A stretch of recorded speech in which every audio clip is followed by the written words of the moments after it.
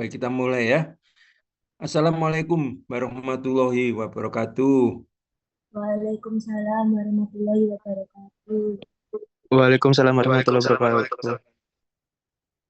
Mulai hari ini kita akan berdiskusi tentang sediaan liquid dan semi solid ya. Dan maaf, hari Rabu kemarin saya harus dioperasi sehingga ditunda hari ini. Lah, repotnya lagi Rabu depan ini tanggal 1 Oktober itu saya harus kontrol, waktunya kontrol. Jadi, tapi mudah-mudahan nanti kontrolnya bisa pagi ya. Tapi nanti kalau nggak bisa pagi, nanti kita tunda lagi aja. Kamis atau Jumat lagi nanti janjian lagi aja ya. Karena kebetulan pas seminggu ini harus sudah dikontrol, mungkin dibuka jahitannya atau apa gitu. Ya, Baik, oke. Pak. Jadi mohon maaf, selama 2 kuliah ini tidak bisa tepat waktu hari Rabu karena ada urusan dengan rumah sakit ya, urusan rumah sakit. Baik, jadi tujuan instruksional untuk kuliah hari ini atau untuk kuliah liquid dan semi solid ini adalah diharapkan mahasiswa nanti akan dapat menyusun formula sediaan liquida dan semi solid dengan memperhatikan aspek praformulasi, prinsip formulasi, metode pembuatan dan evaluasi ya. Jadi mahasiswa bisa menyusun formula dan juga bisa membuat sediaan. Jadi formulanya dibuat, kemudian membuatnya juga harus bisa. Nah, ini tentunya lebih fokus ke arah pratikum ya. Jadi dapat membuat sediaan liquida dan semisolida skala laboratorium yang meliputi aspek praformulasi, manufacturing dan evaluasi ya. Nah, untuk kuliah ini fokusnya adalah di sini. Adik-adik nanti harus bisa menyusun formula sediaan liquida. Nah, untuk si liquida dan semi solid ini nanti ada ujiannya ya, ada ujian tengah semester bobotnya 50% dan ada ujian akhir semester bobotnya 50% dan tidak ada ujian susulan dan juga tidak ada ujian perbaikan ya. Dan identitas mata kuliahnya seperti ini ya, nanti bisa dibaca sendiri capaian pembelajaran lulusannya apa. Kalau capaian pembelajaran lulusan itu adalah kaitannya dengan kompetensi ya, tuntutan kompetensi. Kalau capaian pembelajaran mata kuliah ini adalah sebagian dari kompetensi yang terkait dengan sediaan liquida dan semi solid ya. Nanti baca sendiri. Nah, kalau ini adalah RPS-nya, rencana pembelajaran semester. Jadi untuk aspek praformulasi, sediaan larutan, jenis sediaan larutan apa saja, praformulasi, formulasi, perhitungan formulasi itu nanti diberikan selama 4 kali 50 menit ya, atau 200 menit atau 2 kali tatap muka ya, minggu ini dan minggu depan. Ya, nanti selanjutnya dibaca sendiri. Ini lanjutan dari RPS ya, rencana pembelajaran semesternya adalah seperti ini. Dan untuk pokok bahasanya itu ada 8 topik yang nanti kita bahas selama kurang lebih 14 kali pertemuan ya, atau 16 kali pertemuan ini. Yang pertama adalah formulasi dan teknologi sediaan larutan. Yang kedua adalah formulasi dan teknologi sediaan sistem dispersi. Nah, apa beda sediaan larutan, sistem dispersi, sediaan semisolid nanti akan kita bahas. Kemudian sistem penghantaran ya, atau drug delivery system untuk sediaan semisolida itu bagaimana, evaluasi liquid semisolid bagaimana, formulasi dan teknologi sediaan transdermal, evaluasi sediaan transdermal, dan yang terakhir adalah aspek CPOB sediaan liquid dan semisolid.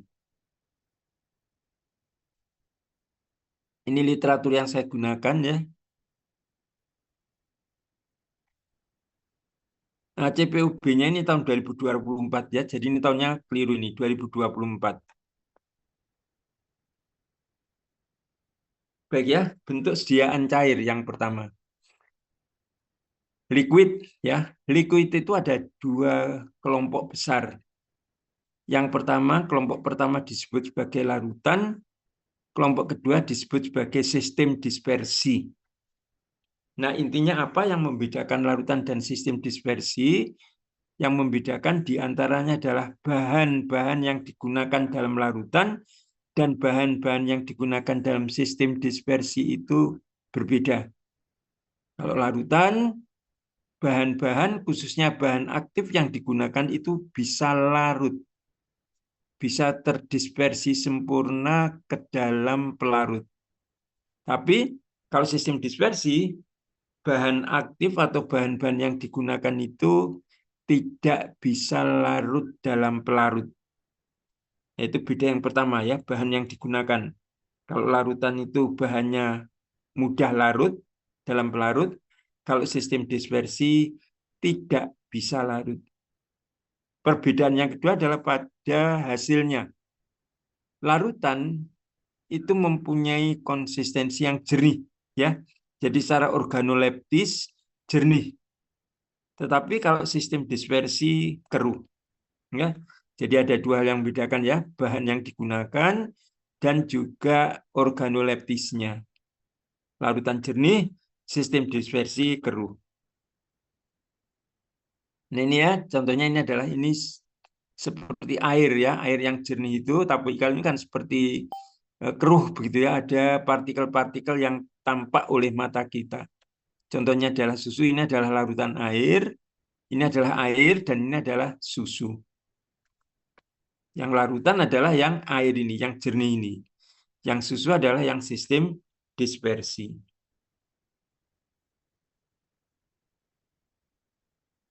Nah, sekarang kita bicarakan dulu yang sediaan larutan ya.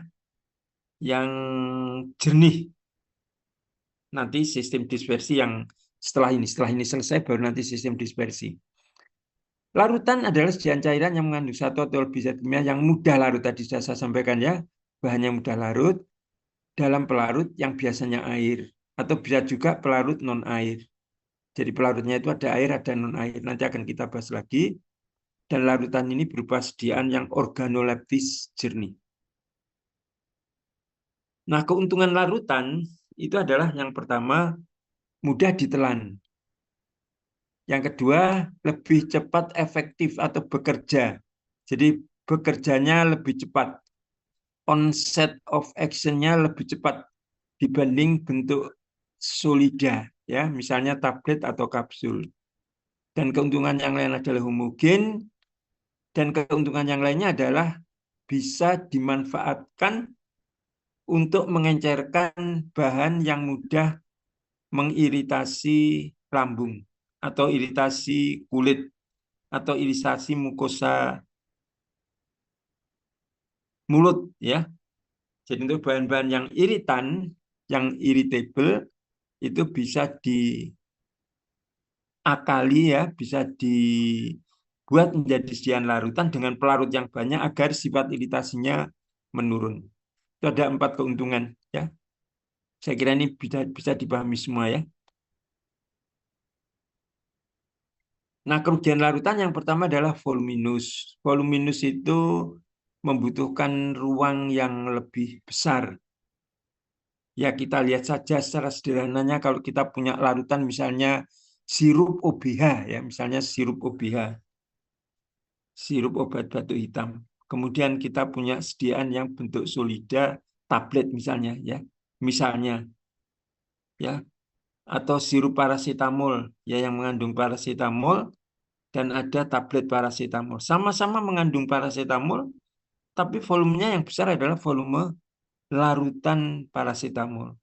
Memerlukan botol yang besar ya, tidak bisa diselempitkan di saku ya, memerlukan tas untuk membawa.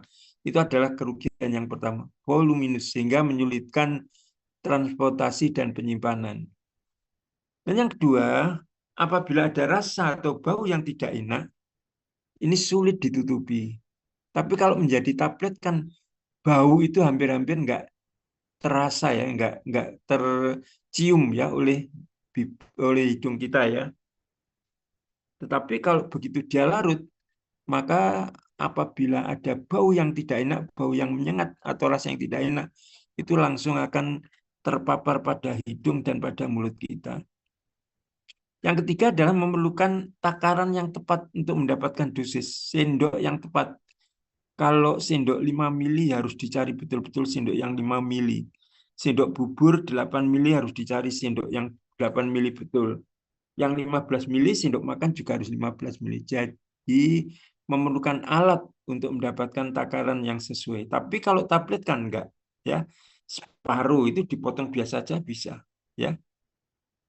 Dan yang berikutnya kerugiannya adalah stabilitasnya lebih rendah dibandingkan dengan bentuk padat. Kenapa? Karena kita ketahui bahwa larutan, khususnya pelarut air misalnya, itu bisa menjadi media pertumbuhan mikroorganisme, bisa menjadi media untuk terjadinya reaksi oksidasi, reduksi, dan sebagainya. Bisa mengalami presipitasi. Jadi banyaklah ya ketidakstabilan sediaan larutan itu banyak. Dan itu dipicu karena dia membawa atau dia menggunakan pembawa air misalnya. Itu adalah kerugian larutan ya. Ada 4. Voluminus, rasa atau bau yang tidak enak, sulit ditutupi, memerlukan takaran yang khusus, sendok yang khusus, dan stabilitas lebih rendah dibanding bentuk liquid, bentuk solida maupun bentuk yang semi solid ya. Nah, ini adalah jenis-jenis larutan sediaan farmaseutika atau larutan obat ya. Dibagi menjadi 3 tergantung dari pembawanya. Yang kelompok pertama adalah pembawanya aqua. Ini semua ada yang oral, ada yang topikal. Tahu ya, topikal itu digunakan di kulit, ya tidak diminum. Tapi kalau oral itu digunakan untuk diminum. Atau sediaan yang per oral ini yang sediaan larutan yang digunakan per oral itu sering juga disebut sebagai potsio, ya potsio.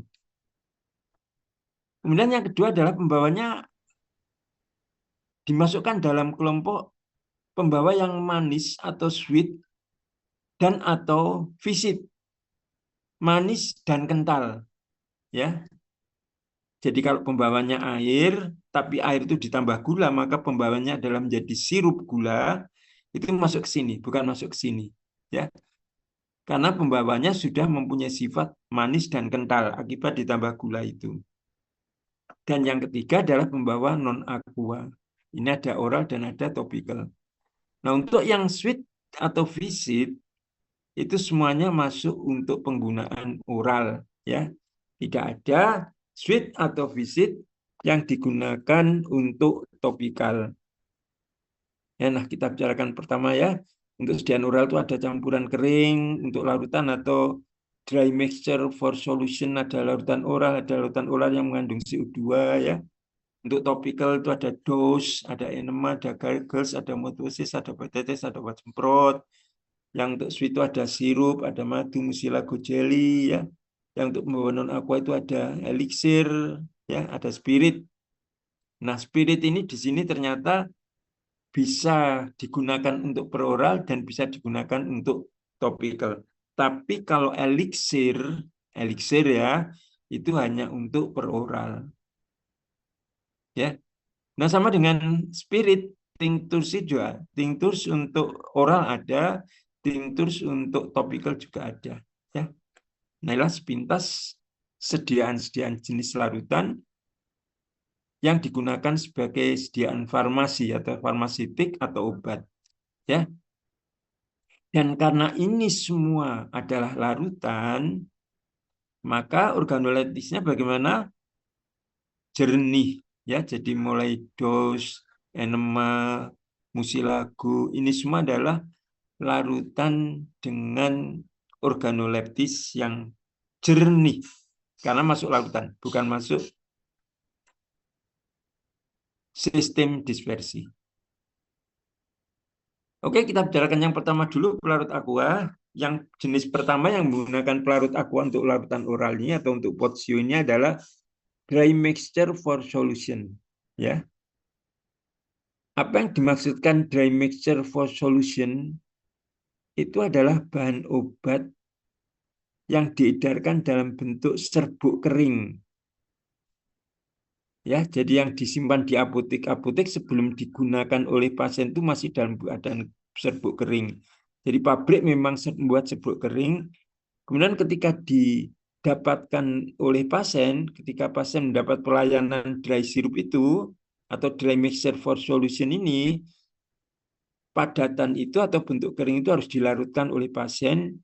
Nah, setelah menjadi larutan, barulah digunakan oleh pasien. Ya, oleh karena itu, kenapa mungkin timbul pertanyaan ya, kenapa ini dry mixture atau campuran kering kok dimasukkan ke dalam solution? Karena dry mixture itu hanya dibuat untuk penyimpanan saja, tapi ketika akan digunakan dia sudah masuk ke kelompok solution karena ditambah dengan pelarut.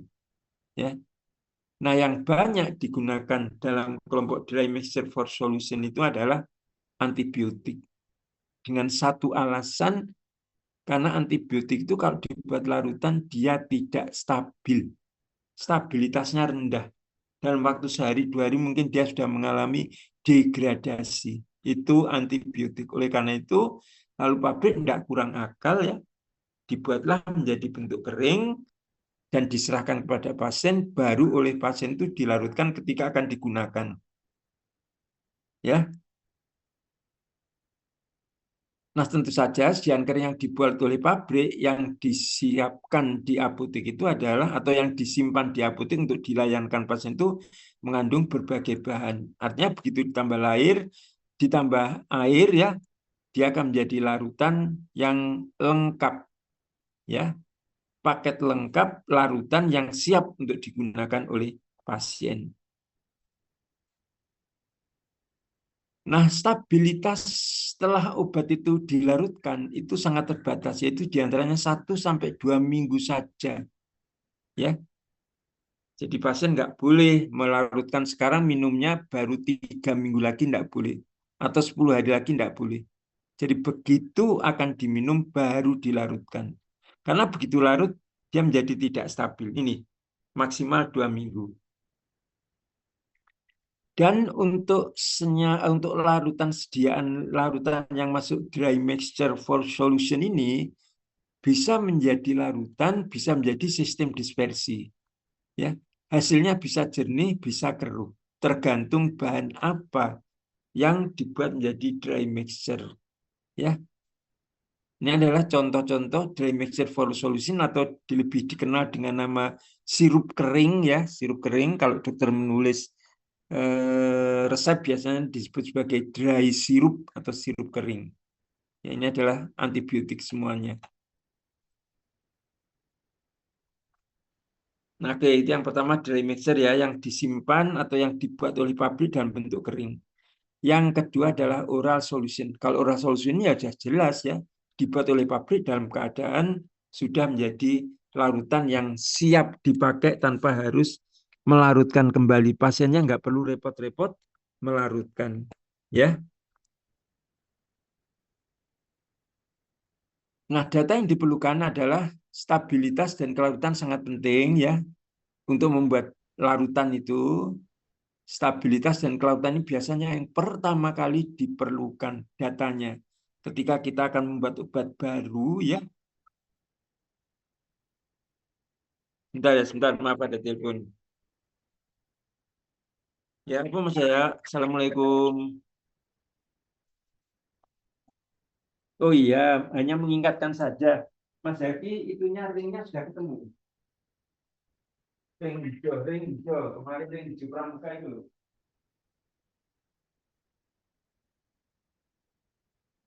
Oh iya, wes. Terus yang kedua, helmnya tak balik dulu ya ini. Nah, ini. Gimana nih? Yuk kacamatanya mana Mas Zaki?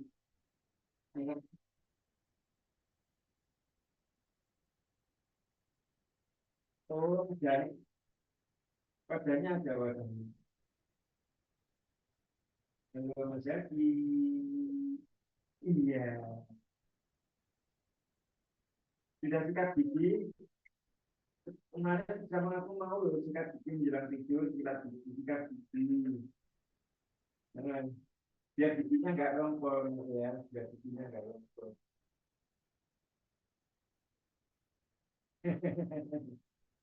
Amira, ini ngobrol sama itu ya, asing. Amira mana?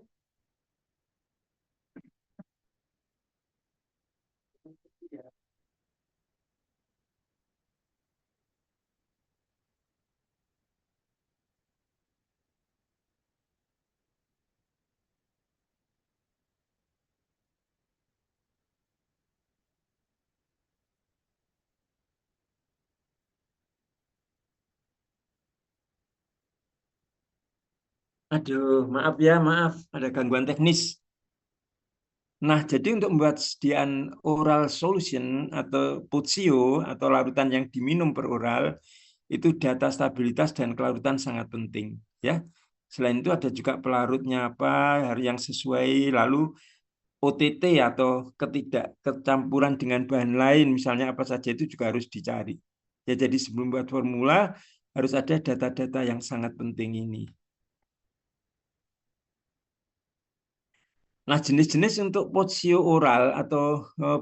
atau oral solution itu yang pertama adalah oral colonic leachate solution, yaitu larutan yang digunakan oleh pasien untuk mengosongkan lambung.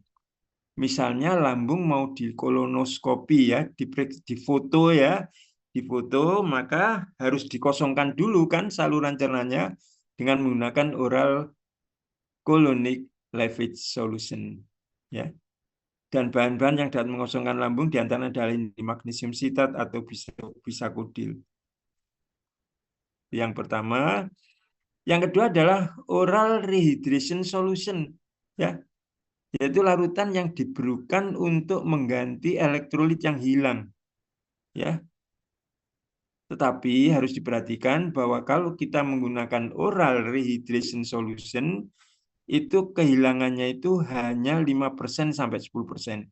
Bagaimana kalau dehidrasi atau kehilangan cairannya itu lebih dari 10%, tidak efektif kalau menggunakan oral rehydration solution. Ya. Jadi kalau dehidrasi ringan baru menggunakan oral rehidrasi. Tapi kalau dehidrasinya berat harus diinfus ya. Nah, kemudian jenis yang ketiga adalah larutan oral yang mengandung CO2. Yaitu contohnya adalah netralisasi, saturasi, POCIO, efervescen. Ya.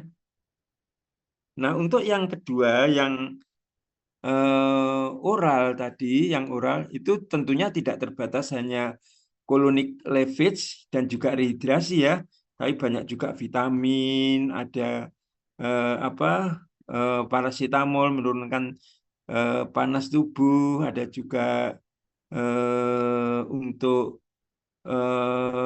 nutrisi ya, banyak juga yang seperti itu. Itu hanya contohnya hanya dua tadi.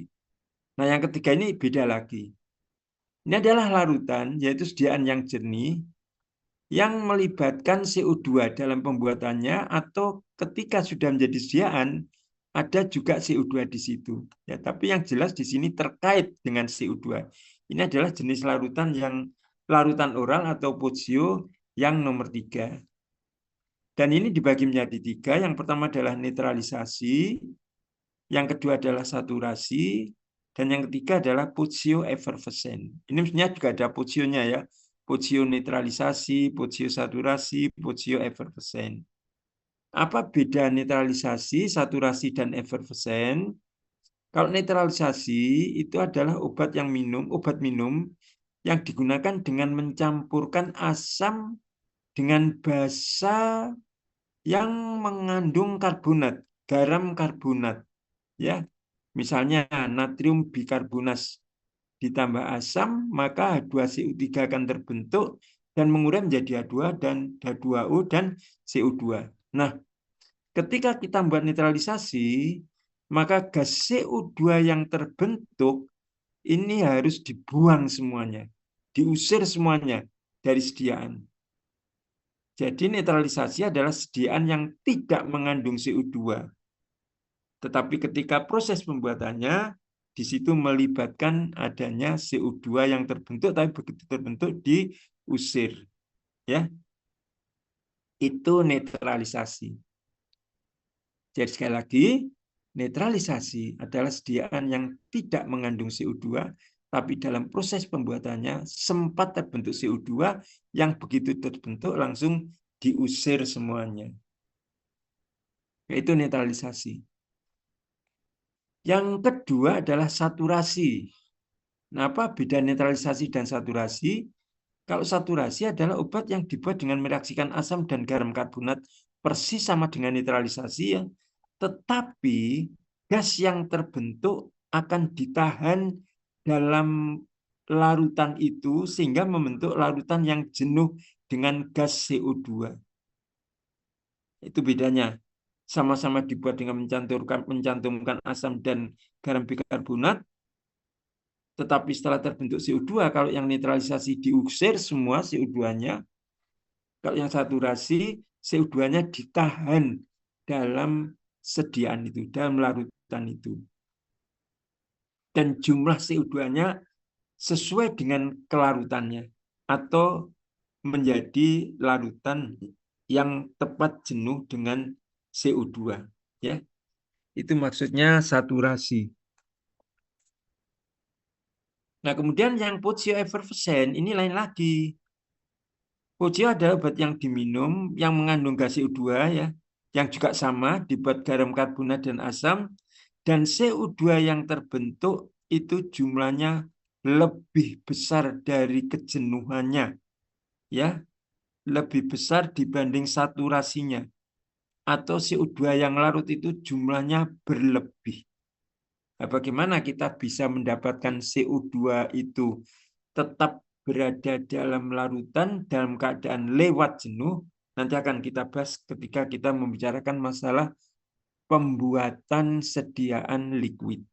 Tapi yang jelas ini adalah pengertiannya adalah seperti ini. Ada netralisasi, ada saturasi, dan ada pozioeffervescent. Netralisasi, CO2-nya dihilangkan sehingga tidak ada CO2-nya. Saturasi, CO2-nya ditahan dan dalam keadaan jenuh. Yang pozioeffervescent ditahan dan dalam keadaan lewat jenuh.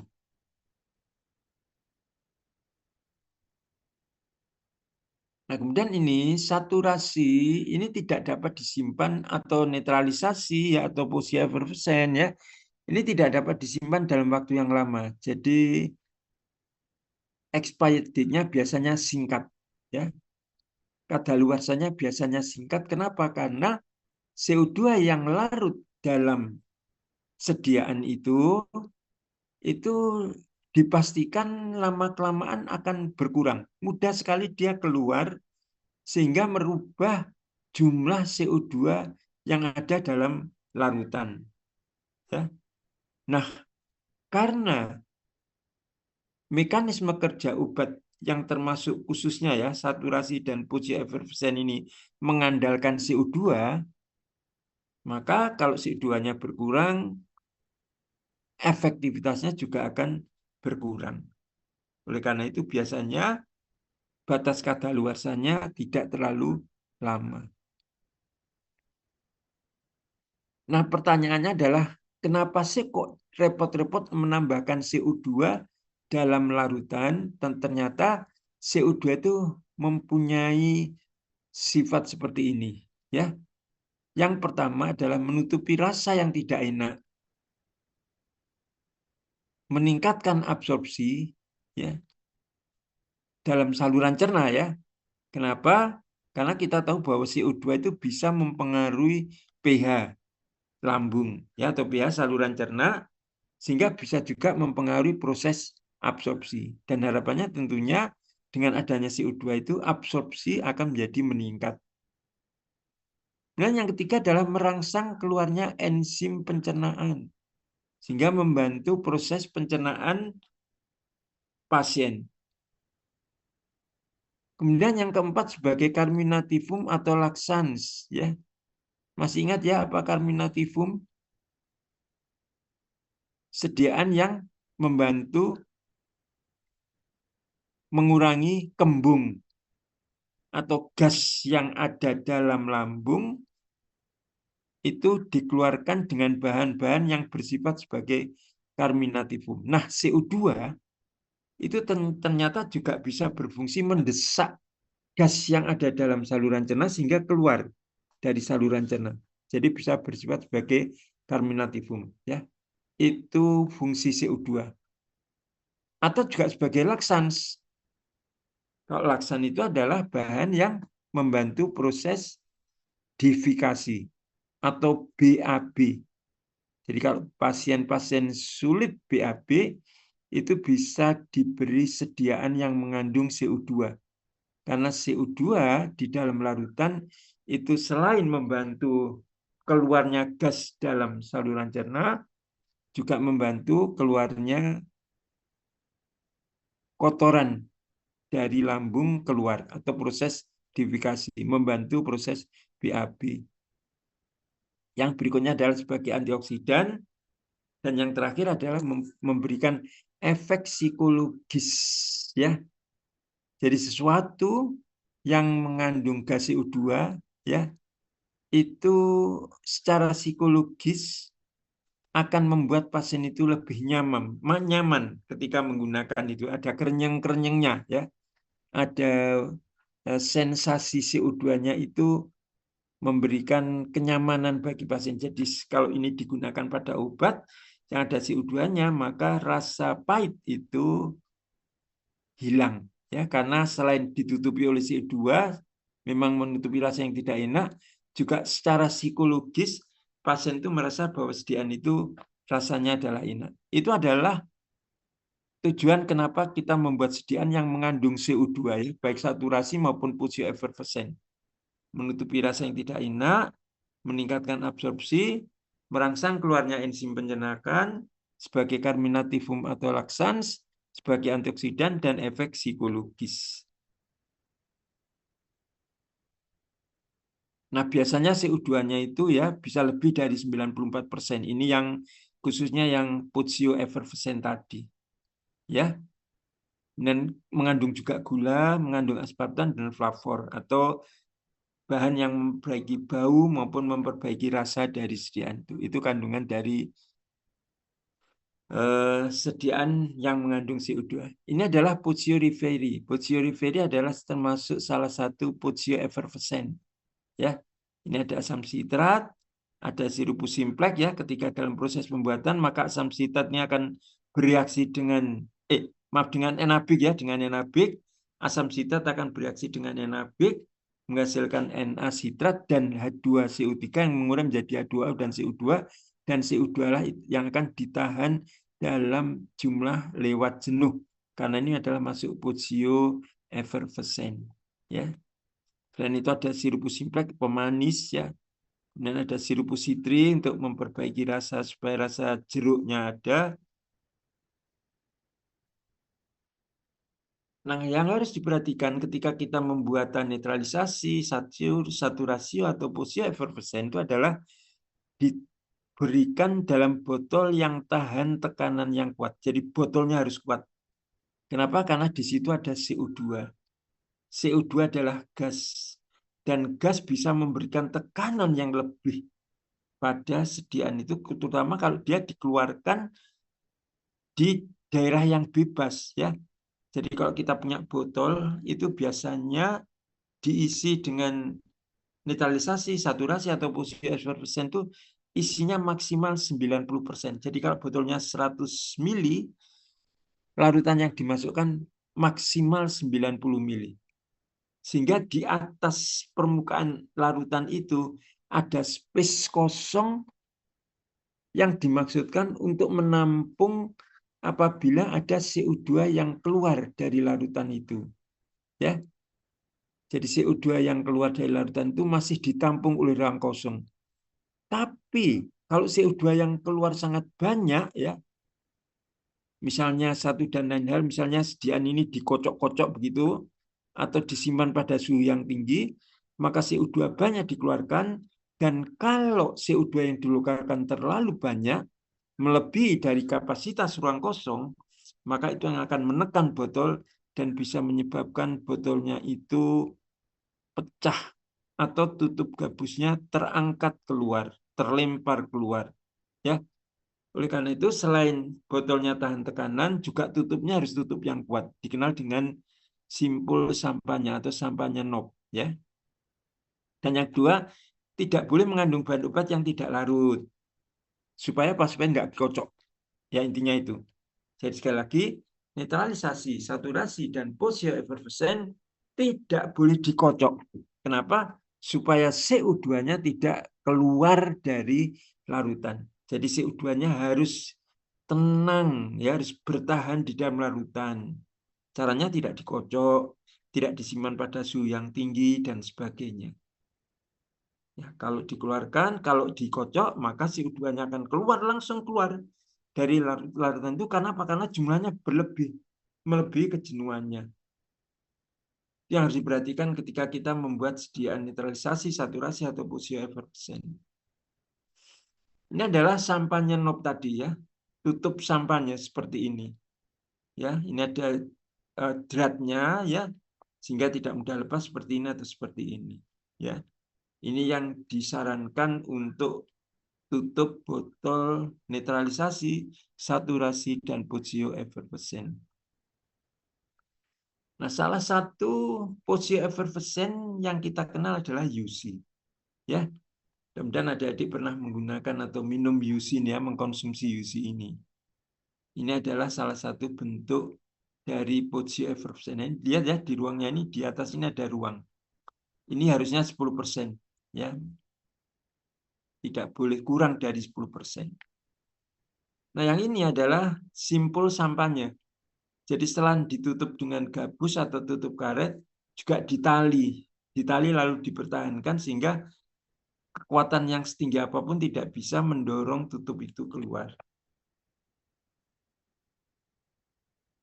Nah, cara penyimpanan adalah seperti ini, ya. Kalau membuat sediaan, botolnya harus kuat, maksimum sediaan yang dimasukkan 90%, tidak boleh lebih, ya. Artinya space di atas larutan itu harus cukup, yaitu 10%, dan tutupnya harus bagus, harus kedap, bisa dibantu dengan tali, seperti gambar tadi.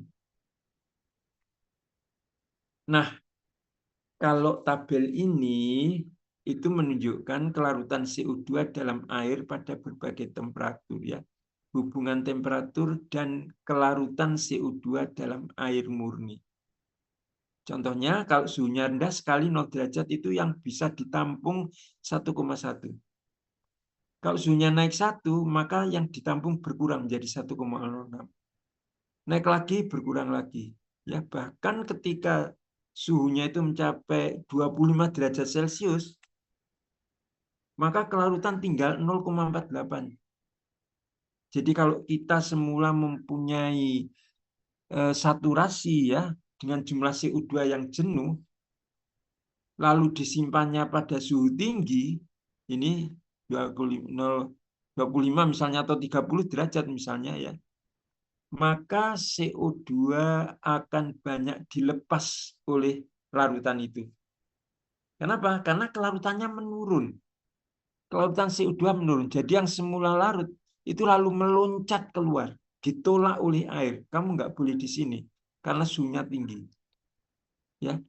Nah, semakin tinggi suhu, semakin banyak CO2 yang dikeluarkan dari larutan, ya, dan itulah yang bisa mengancam terjadinya beberapa hal, diantaranya adalah pecahnya botol atau meloncatnya, lepasnya gabus atau tutup botol itu. Ini adalah membuktikan bahwa kelarutan itu sangat dipengaruhi suhu. Karena itu kesimpulan yang bisa kita tarik adalah kalau kita membuat netralisasi, saturasi, atau posio-efervescen harus disimpan pada suhu yang tepat, yaitu suhu yang dingin.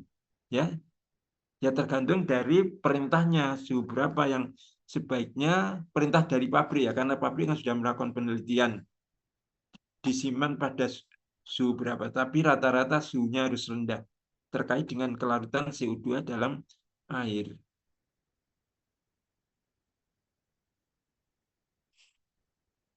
Nah, ini adalah rumus terkait dengan konsentrasi gas maksimum yang larut atau kelarutan gas CO2. Kelarutan suatu gas dalam air itu tergantung dari dua faktor, Yang pertama adalah konstanta Henry, dan yang kedua adalah PI. PI adalah tekanan parsial gas. Jadi kalau misalnya CSI-nya itu adalah CO2, maka konstanta Henry untuk CO2 ada sendiri, kemudian tekanan parsial dari CO2 juga ada sendiri.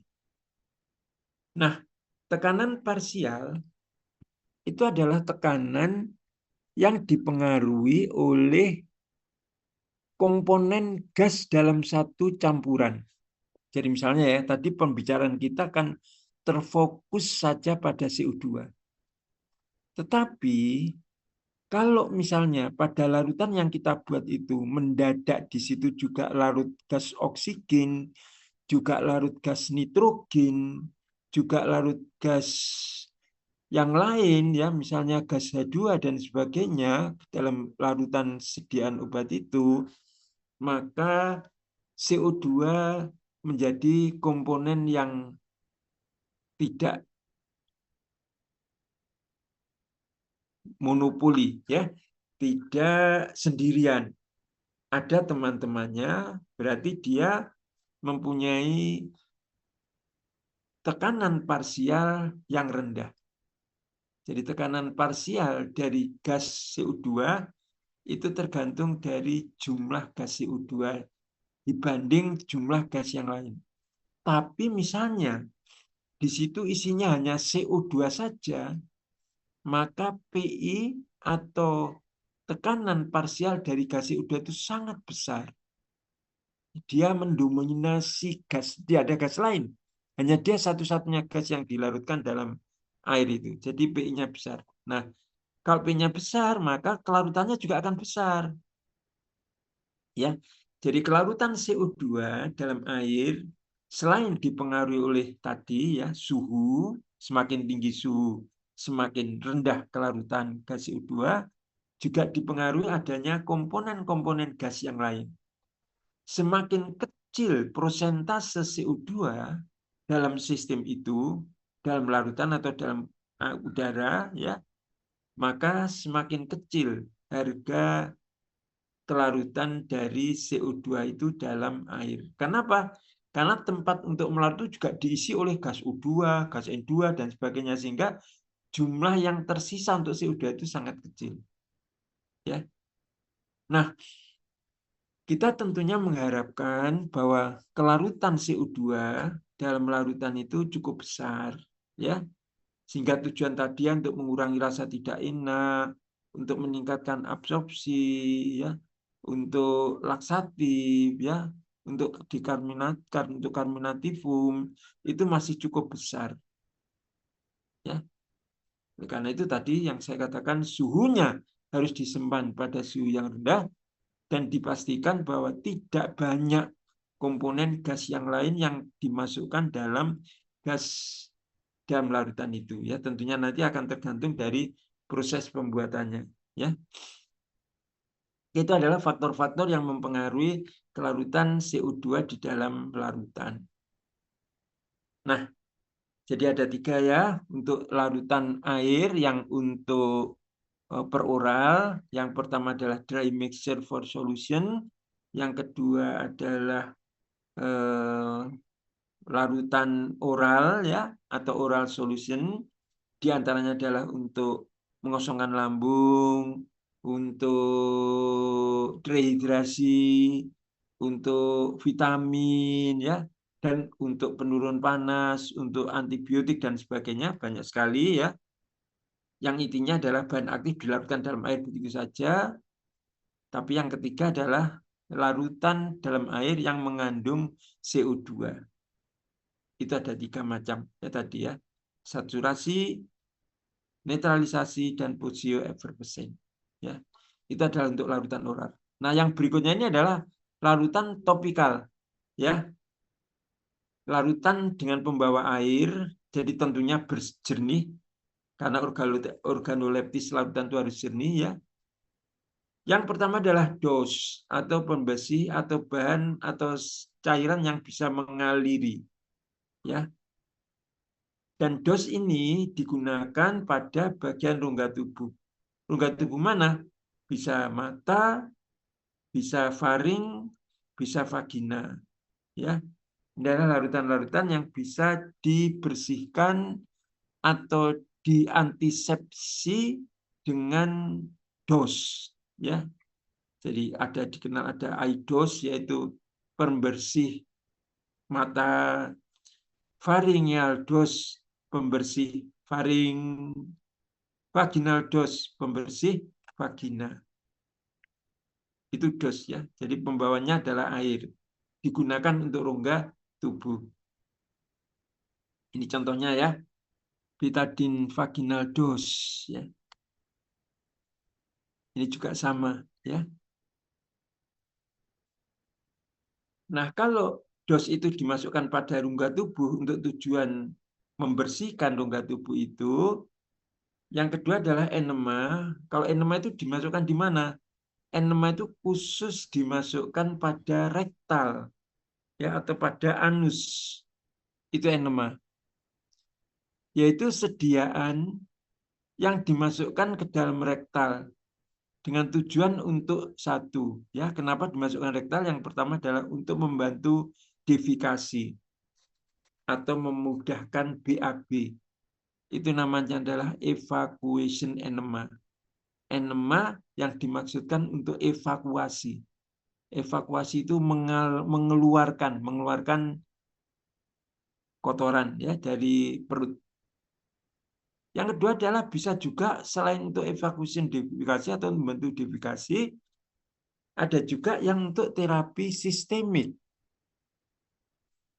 Nah, bagaimana ya sediaan dimasukkan rektal kok dia mempunyai efek sistemik, yaitu akan diabsorpsi oleh pembuluh darah lalu diedarkan ke seluruh tubuh sampai mencapai target terapinya. Ya. Nah, ternyata bisa ya. Jadi contohnya adalah terapi sistemik, misalnya pasien butuh nutrisi. Lalu dia diberi enema yang mengandung nutrisi. Atau pasien butuh penenang. Misalnya pasiennya gelisah atau mengamuk ya karena rasa sakit yang tidak terhindarkan dan kebetulan dia tidak bisa menggunakan peroral, mulutnya tidak bisa lagi menelan, maka terapi sistemik itu bisa dimasukkan lewat rektal atau lewat anus. Ya. Nutrisi, bahan penenang atau sedatif, bahan stimulatif agent ya yang memberikan rangsangan pada pasien agar tetap semangat ya, agar organ-organ tertentu bisa aktif kembali ya, stimulatif agent ya. Nah, ini bisa juga diberikan rektal. Jadi rektal itu, enema itu tidak hanya untuk membantu BAB ya, tapi bisa juga untuk terapi sistemik. Dan enema yang untuk terapi sistemik ini dikenal dengan namanya retention enema. Dan yang berikutnya adalah untuk enema yang bekerja lokal ya. Tidak membantu defikasi tapi dia untuk terapi lokal. Misalnya apa? Untuk obat cacing. Nah, obat cacing kan ada dalam saluran cerna ya. Maka dimasukkanlah enema itu ke dalam rektal dengan harapan dia bisa mencapai daerah-daerah saluran cerna bagian bawah khususnya yang ada cacingnya. Selain itu bisa juga enema ini mengandung bahan radiofag ya. Bahan radiofag adalah bahan yang digunakan untuk membuat kontras. Jadi misalnya ya, kita ada masalah dengan saluran cerna bagian bawah. Ya. Misalnya setelah rektal atau daerah rektal ya, itu ada yang perlu difoto.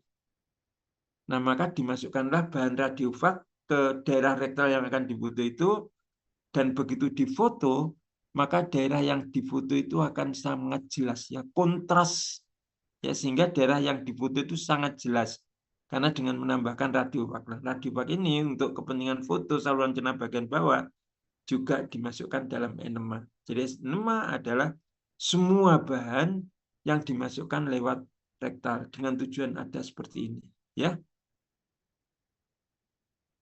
Nah, untuk retention enema yang digunakan stimulatif tadi ya, untuk terapi sistemik tadi, apabila volumenya kecil, 30 mili disebut sebagai mikroenema. Ini contoh enema ya, enema untuk defikasi ini ya. Ini for relief occasional constipation ya, atau untuk bedegelen ya, untuk sembelit. Ini juga fluid enema itu juga ya, cuman mekanismenya beda. Mikrorak juga. Oke, enema sudah. Larutan topikal yang berikutnya adalah gargles. Ya, gargles ini adalah untuk terapi tenggorokan atau untuk terapi nasofaring. Cara menggunakannya saya kira ditelan, kemudian kepala mendongak seperti gambar ini ya. Kemudian kita menghembuskan udara keluar ke sini, seret begini ya. Udara dihembuskan sehingga dia bisa mengaduk-aduk gargle yang sudah berada di sini. Tujuannya apa? Tujuannya supaya daerah kerjanya lebih luas, jadi bisa kemana-mana dengan cara mengembuskan keluar dari paru-paru melalui gargle. Maka garglenya akan bergerak-gerak lalu kontak dengan daerah di sini, daerah paring atau daerah tenggorokan ini. Ya. Kemudian gargle itu tidak boleh ditelan, harus dibuang. Setelah selesai, dibuang. Yang berikutnya adalah mouthwashes, yaitu cuci mulut. Ini betul-betul untuk mulut ya, tidak untuk ke tenggorokan, tapi untuk mulut saja, berhenti di mulut. Ya, misalnya untuk terapi gingivitis itu adalah radang gusi, ya, atau stomatitis. Ini radang rongga mulut, atau ada plak, ada kotoran yang mengeras pada gigi, dan ada karies, ada gigi yang berlubang ya. Itu semua bisa diterapi dengan menggunakan mouthwashes. Selain untuk terapi ada juga yang sifatnya kosmetik ya. Misalnya untuk memperbaiki bau mulut dan sebagainya. Kombinasi antihistamin, hidrokortison, nystatin, tetrasiklik untuk stomatitis mengurangi rasa sakit akibat kanker pada rongga mulut ya. Ini bahan aktifnya banyak sekali ya.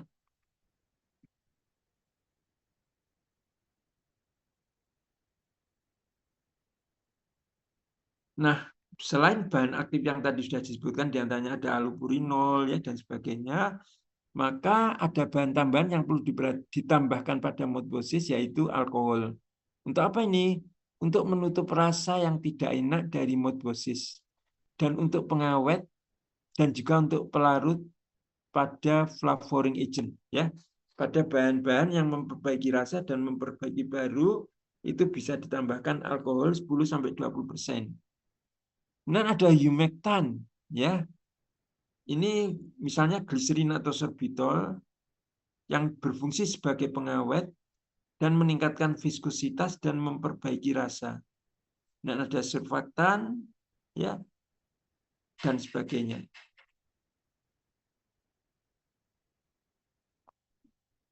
Bentar. Ya, teman.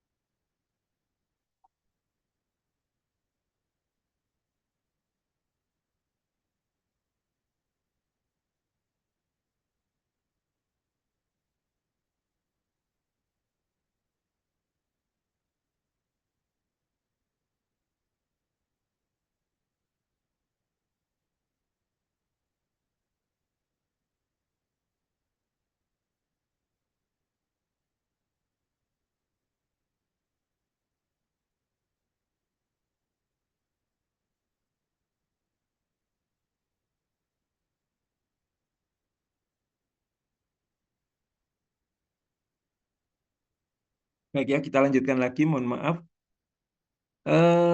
Ini adalah bahan-bahan yang ditambahkan pada pencuci mulut, ya. Nah, kemudian yang berikutnya adalah obat tetes. Obat tetes pertama adalah obat tetes hidung. Sediaan nasal solution diaplikasikan ke hidung, ya. Pelarut yang digunakan adalah air dalam bentuk sediaan tetes, semprot atau jeli. Contohnya adalah nasal decongestant solution. Ya, ini adalah larutan yang decongestant, ya, melonggarkan hidung. Misalnya hidung buntu bisa dilonggarkan dengan obat tetes hidung yang masuk nasal decongestant solution ini. Nah, bahan yang ditambahkan yang perlu dilihat di sini adalah perlu pengisotoni. Nah, apa pengisotoni ini? Pengisotoni adalah bahan yang bisa membuat larutan ini bersifat isotoni. Apa yang dinamakan bahan yang larutan yang bersifat isotoni? Larutan yang mempunyai tekanan osmose atau mempunyai tonisitas sama dengan NaCl 0,9%, ya, atau sama dengan cairan tubuh. Nah, jadi bahan yang digunakan sebagai pengisotoni itu bisa mengkondisikan solution ini atau larutan ini mempunyai kondisi, mempunyai tekanan osmose, mempunyai tekanan tonisitas yang sama dengan tubuh, khususnya juga hidung. Kalau untuk hidung ya sama dengan cairan tubuh yang ada pada hidung. Kenapa begitu?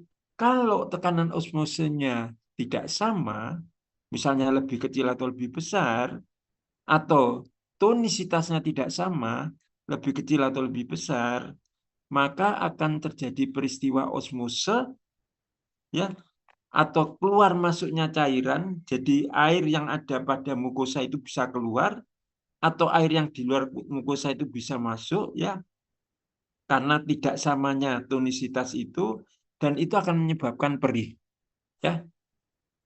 Jadi intinya ketika kita membuat sediaan tetes hidung itu harus ditambah dengan pengisotoni. Ini hukumnya adalah wajib, ya, wajib hukumnya. Nah, obat-obat apa saja yang harus tambah pengisotoni ini sekalian ya kita bicarakan bahwa semua obat yang diaplikasikan pada mukosa, ya, misalnya obat hidung, obat telinga, telinga ada mukosanya kan ya, kemudian ada dimasukkan ke dalam mulut, ya, itu ada mukosanya, itu harus ada bahan pengisotoni. Dan nanti akan kita temukan beberapa obat lain ya selain tetes hidung yang juga perlu pengisotoni. Tapi intinya adalah obat-obat yang diaplikasikan pada bagian tubuh yang ada mukosanya. Tujuannya apa? Tujuannya adalah untuk menghindari rasa sakit pada daerah yang ditetesi. Mata misalnya juga mata sama. Mata itu penuh dengan mukosa. Itu kalau nggak isotoni itu bisa perih habis-habisan pasiennya. Ya, nanti akan kita bahas lebih lanjut ya. Tapi sementara ini adalah ini yang tetes hidung ini harus tambah pengisotoni. Kenapa? Karena tetes hidung diteteskan ke hidung dan hidung penuh dengan mukosa. Nah, selain pengisotoni, pH-nya pun juga harus diperhatikan. Sama ini. pH-nya tidak boleh terlalu asam, tidak boleh terlalu basa. Harus sama dengan pH bagian tubuh yang ditetesi. Ya. Kalau pH-nya kurang atau pH-nya lebih, nanti akan menimbulkan rasa sakit. Ya, akan timbul rasa sakit. Ya, untuk nasal decongestant atau bahan yang melonggarkan hidung itu biasanya adalah Evedin, Navasolin, ya, dan sebagainya. Yang harus dicatatin tadi ya, pengisotoni dan buffer ini. Penstabil dan pengawet itu hampir semua sedia nanti perlu penstabil dan pengawet, tapi yang wajib diperhatikan adalah ini, pengisotoni dan buffer. Nah, untuk nasal solution tetes hidung itu selain untuk bekerja ke hidung ya, supaya buntu tidak buntu, supaya longgar, bisa juga yang bekerja secara sistemik. Bagaimana maksudnya? Jadi obatnya itu diteteskan di hidung, tapi dia bisa bekerja di pankreas misalnya. Ini contohnya, Lipresin nasal solution diteteskan di hidung, tapi dia ternyata bekerja di pankreas dan mengendalikan gula dalam darah. Nah, bagaimana bisa terjadi? Ya, karena di sini ada yang namanya reseptor olfaktori, ya, yang kontak dengan yang menghubungkan antara hidung dengan CNS, menghubungkan hidung dengan bagian-bagian lain, ya. Dan dia bisa juga mengabsorpsi. Di situ banyak pembuluh darah, ya, di hidung, ya. Di hidung itu banyak pembuluh darah dan diteteskan di hidung untuk kemudian diserap oleh hidung lalu dialirkan ke seluruh tubuh, diserap oleh pembuluh darah yang ada pada hidung, ya. Nah, dan ternyata, ya, kenapa obat diabetes Lipresin ini kok dipilih dalam bentuk nasal solution? Karena bahan aktifnya yaitu yang berupa peptida dan protein itu tidak mengalami kerusakan. Berbeda sekali dengan kalau Lipresin ini misalnya digunakan per oral, ya. Maka peptida dan protein itu akan ketemu asam lambung, ketemu enzim-enzim dan sebagainya, ya, di dalam saluran cerna yang bisa rusak, pecah dan tidak memberikan efek terapi. Tapi kalau diberikan di hidung begitu diteteskan dalam keadaan dia masih utuh, peptida dan protein dia diabsorpsi oleh pembuluh darah dan akan mengalir sebagai peptida dan protein yang stabil. Ya, jadi walaupun tetes hidung, tetapi ternyata bisa juga untuk terapi sistemik. Jadi sama dengan tadi, yang enema tadi, ya, diberikan di rektal, tapi efeknya juga ke seluruh bagian tubuh atau efek sistemik. Ya, jadi yang ada yang lokal, yang tadi nasal dekongestan, tapi ada juga yang sistemik. Ya, kita lanjutkan. Obat tetes hidung itu akan menyebar lebih baik bila pasien dalam posisi terlentang, ya. Jadi cara menggunakannya ini, kepala mendongak ke belakang dan diputar ke kiri ke kanan. Kenapa? Karena bila posisi tegak, maka obat itu tidak bisa diabsorpsi dengan baik oleh hidung. Itu dia akan langsung merosot masuk pada laring, ya, dan akan mengendap di situ, ya. Oleh karena itu cara menggunakannya juga harus diperhatikan. Apoteker harus bisa memberikan informasi kepada pasien apabila pasien mendapatkan tetes hidung, ya. Jangan sampai pasien itu meneteskan obatnya pada hidung dan posisinya adalah dia berdiri. Obat itu tidak akan bekerja seperti yang kita harapkan. Nah, dan di sini ada keterangan bila penggunaan berlebih akan menyebabkan terjadinya bengkak kronis pada mukosa, disebut sebagai rinitis medikamentosa. Dan pH-nya tadi sudah saya sampaikan, ya, pH-nya itu 5,5 sampai 6,5. Jadi selain isotoni juga dibuat buffer dengan pH 5,5 sampai 6,5. Ini adalah pH yang pas untuk hidung. Yang berikutnya adalah tetes telinga. Jadi bahan pengisotoni tadi sudah paham, ya. Ada yang menanyakan mungkin? Monggo silakan kalau ada yang tanya. Nanti bahan-bahannya apa saja yang bersifat pengisotoni nanti akan kita bahas belakangan, ya. Baik, kita yang berikutnya adalah tetes telinga atau otic solution. Nah, apa bedanya yang mendasar dengan nasal solution, ya? Ternyata yang membedakan adalah solvent utamanya. Kalau untuk nasal solvent utamanya adalah air murni, kalau untuk tetes telinga ini solvent utamanya adalah campuran antara air dan gliserin. Ya. Jadi komponennya adalah air dan gliserin. Kalau hidung tadi apa? Air saja. Kalau untuk tetes telinga, air dan gliserin. Nah, kenapa wajib ditambah gliserin? Ini adalah untuk meningkatkan kekentalan atau viskositas sehingga obat berada di telinga dalam waktu yang lama. Nah, kalau obat itu bisa ngendon di telinga dalam waktu yang lama, maka efektivitasnya lebih tinggi Apalagi kalau tujuannya adalah untuk membersihkan serumen di sini ya, misalnya memberikan serumen. Apa serumen?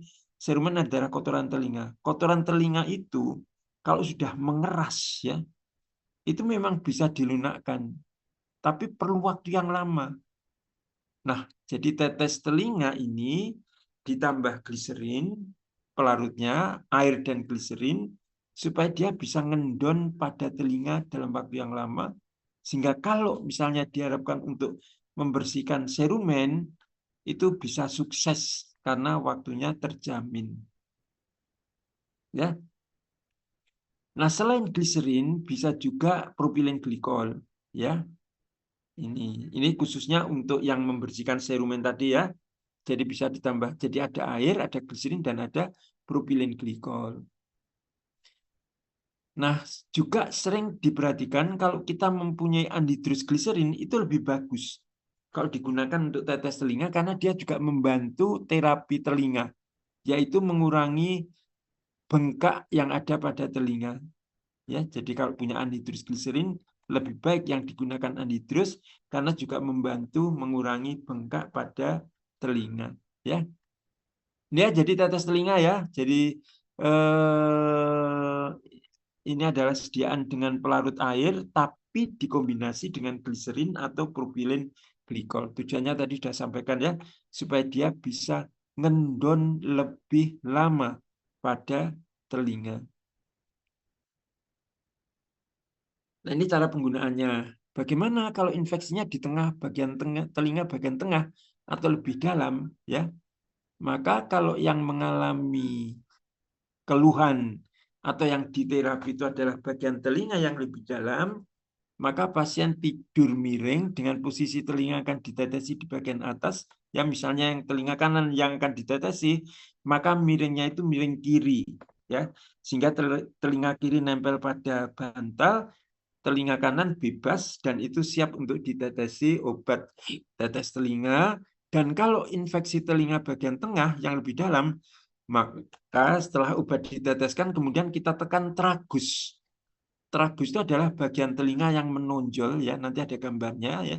Kemudian ditekan-tekan jadi seperti dipompa begitu, maka diharapkan obat tetes telinga yang dimasukkan tadi dia akan perlahan-lahan masuk ke bagian bawah atau ke bagian tengah dari telinga sehingga masuk pada daerah yang memang diperlu diterapi. Ya. Nah, ini tragus ya. Jadi setelah diteteskan, ini telinga ini tragus ini ditekan-tekan ya, ditekan-tekan supaya masuk. Ini ya, kalau ini telinga mana ini? Telinga kiri nih ya, telinga kiri ya. Yang ditetesi ada di bagian atas. Baik ya, setelah tetes telinga, kita bicarakan yang berikutnya adalah obat semprot. Adalah obat yang disemprotkan pada bagian tubuh, baik kulit, hidung, mulut, dan sebagainya. Dan untuk obat semprot hidung ini dilengkapi dengan atomizer nebulizer apabila ini ya kita ukurannya kita harapkan ukuran yang sangat halus. Tergantung dari target action-nya. Organ targetnya apa? Bila obat semprot hidung ini ya, misalnya semprot hidung, targetnya itu adalah saluran nafas bagian bawah atau lower respiratory tract bagian bawah, maka ini perlu alat yang namanya atomizer nebulizer, sehingga sediaan yang disemprotkan melewati atomizer nebulizer ini akan menjadi partikel yang sangat halus. Dan kalau sangat halus, dijamin dia bisa masuk pada saluran nafas bagian bawah, misalnya pada paru-paru. Tapi kalau partikelnya besar-besar, dia akan nyantol di bagian atas, saluran nafas bagian atas. Ya. Ini contohnya buat sariawan perlu semprot obat semprot seperti ini ya, disemprotkan di sariawannya. Ini obat sakit gigi ya. Nah, ini adalah respiratory tract ya, ini adalah yang hitam ini adalah saluran nafas bagian atas ya, hanya berdiri pada rongga hidung, faring dan laring, tapi yang bagian bawah itu trachea, primary bronchus, bronchus utama, dan juga elang, paru-paru.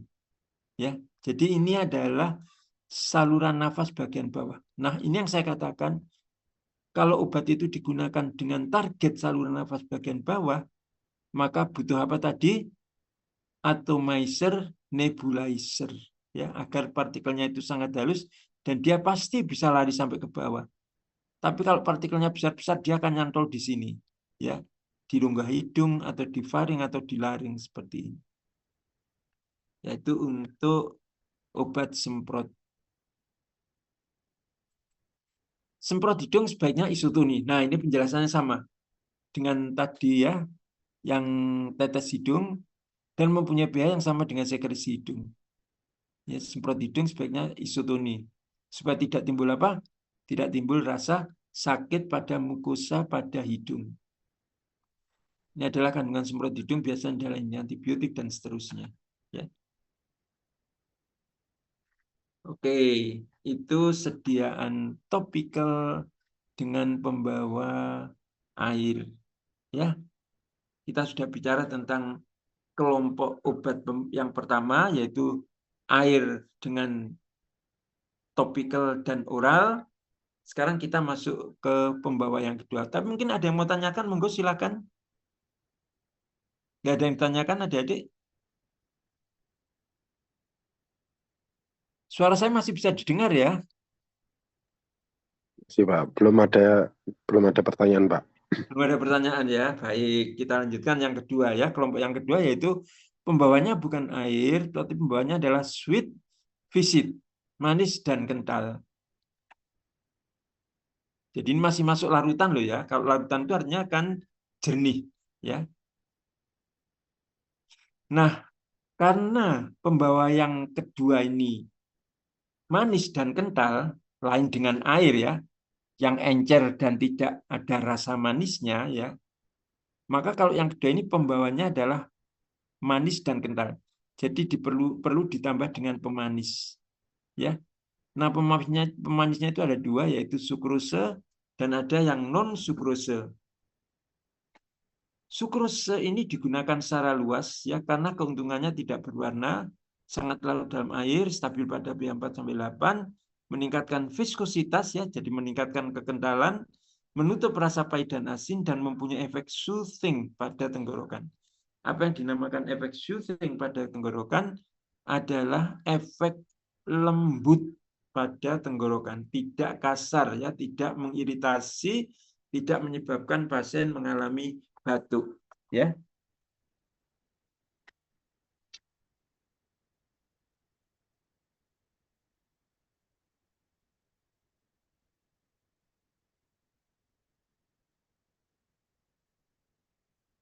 Saya minum dulu ya.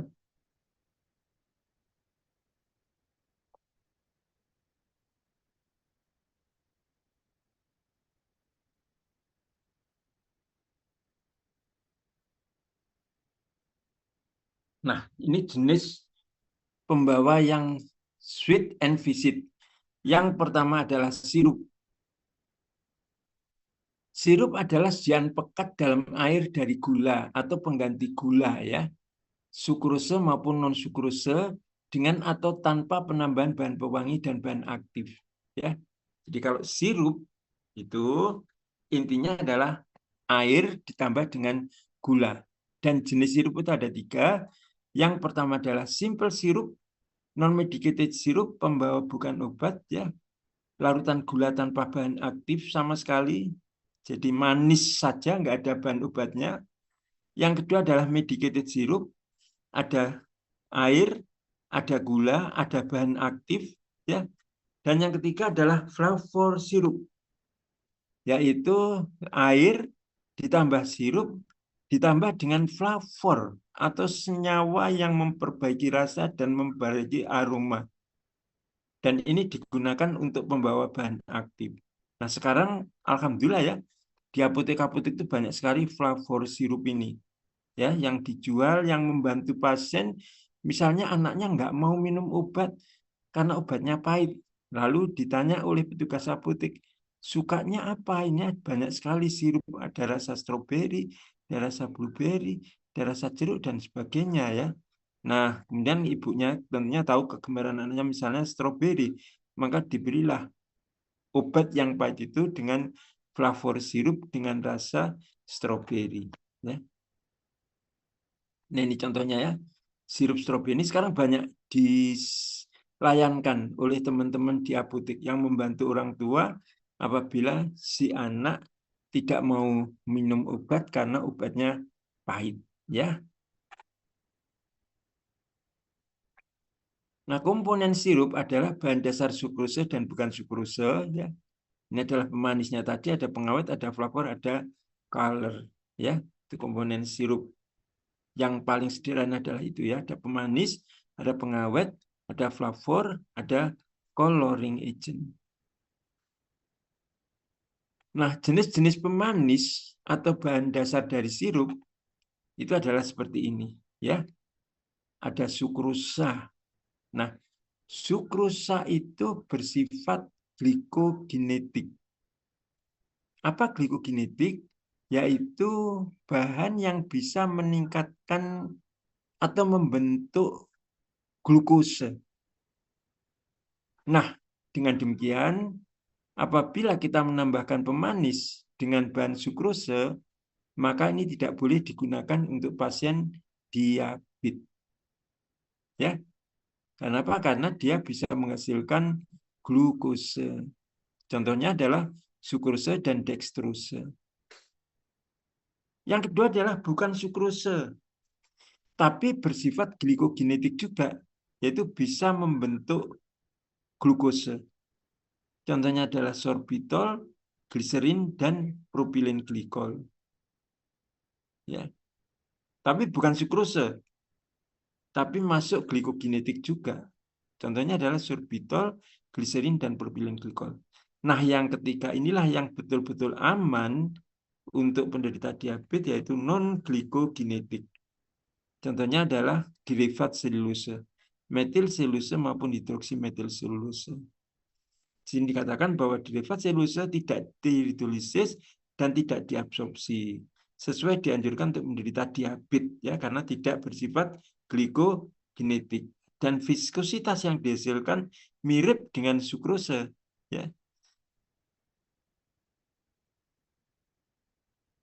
Nah, sekarang yang pertama, sirup berbasis sukrose. Sukrose adalah bahan dasar yang ditambahkan dalam sirup bertujuan untuk menutupi rasa tidak enak pahit dari bahan gula. Dari bahan aktif ya, apabila bahan aktifnya pahit ya. Dan kenapa sukrose ini bisa menutupi rasa tidak enak atau rasa pahit dari bahan obat? Ada dua mekanisme. Yang pertama adalah karena dia berasa manis, sehingga menutupi, menetralisir rasa pahit. Yang kedua karena kekentalan. Nah, apa hubungan kekentalan dengan rasa pahit? Ternyata kekentalan yang dimiliki oleh sirup berbasis sukrose ini bisa membungkus bahan aktif, mengcoating bahan aktif, menutupi bahan aktif sehingga bahan aktif itu tidak kontak dengan indera pengecap. Nah, itu ya, jadi sudah jelas ya kenapa kita menambahkan sukrose, karena sukrosenya itu rasanya manis dan bersifat kental.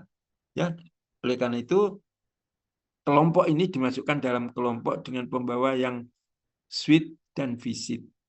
Dan ternyata sweet dan visit itu mampu menetralisir rasa pahit dari bahan obat. Dan sebagian besar sirup mengandung sukrose antara 60-80% ya. Dengan pertimbangan rasa manis, kekentalannya cukup untuk menutupi rasa pahit dan stabilitas, mencegah pertumbuhan mikroorganisme. Nah, kenapa di sini stabilitas perlu dicantumkan? Karena ini ada keuntungannya apabila menggunakan sukrose antara 60-80% ini, yaitu jumlah air nanti akan sangat terbatas. Jumlah air sangat sedikit karena yang sebagian besar diisi oleh sukrose ini ya. Dengan kecilnya air, maka mikroorganisme tidak mampu tumbuh. Karena kita tahu bahwa air adalah media yang sering digemari oleh mikroorganisme. Sehingga nanti akan kita ketahui bahwa sediaan-sediaan yang mengandung air itu mutlak harus ditambah dengan pengawet. Ya, nah kalau sukrose cukup dibuat dengan sukrose dosisnya 60-80%. Maka jumlah airnya sangat sedikit ya. Ya kalau dihitung kasaran ya tinggal 40-20% kan airnya, dan jumlah itu cukup sedikit untuk bisa dibubuhi mikroorganisme. Ya. Oke. Saya kira itu yang bisa saya sampaikan malam ini. Mungkin ada yang mau ditanyakan adik-adik, monggo silakan.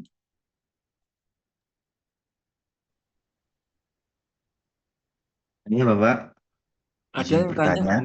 Ya monggo silakan Saya, Mas. saya tadi untuk eh, larutan yang berbentuk oral, yakni polemik, yang untuk sediaan untuk mengosongkan lambung itu untuk bahan-bahannya apa saja ya Bapak? Terima kasih Bapak, mohon maaf. Bahannya ya, tadi sudah sampaikan ya, magnesium sitrat dan juga bisakudil. Ada kalau tak ada ikannya. Sebentar sih, naikkan lagi ya.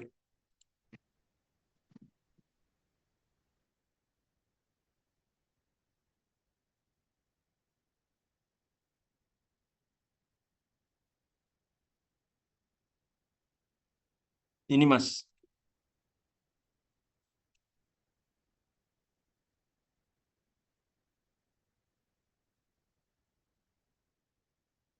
Ya, bahan yang dapat mengosongkan lambung adalah ini. Magnesium sitrat atau bisakudil. Ya. Jelas Mas? Halo?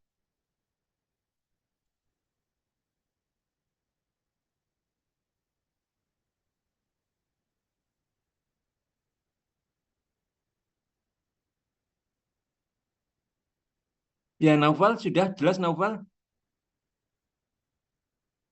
Ini bahannya. Magnesium sitrat atau bisakudil. Baik Bapak, terima kasih Bapak. Sama-sama. Cuma nanti akan kita pelajari lebih lanjut ya, nanti kalau sudah di sampai pelayanan farmasi di tingkat provinsi, kalau bisakudil itu tidak boleh digunakan untuk ibu yang hamil ya. Bagaimana ibu hamil? Ya digunakan saja magnesium sitrat atau bahan-bahan yang lain, misalnya laktulose dan sebagainya. Ya. Ini hanya sebagai contoh saja. Ada yang lain? Monggo yang mau ditanyakan yang lain, monggo silakan.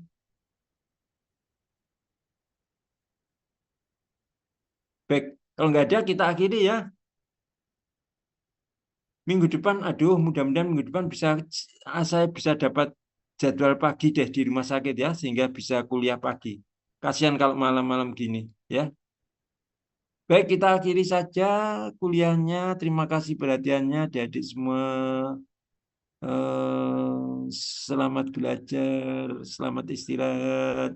Billahi taufiq wal hidayah. Wassalamualaikum warahmatullahi wabarakatuh.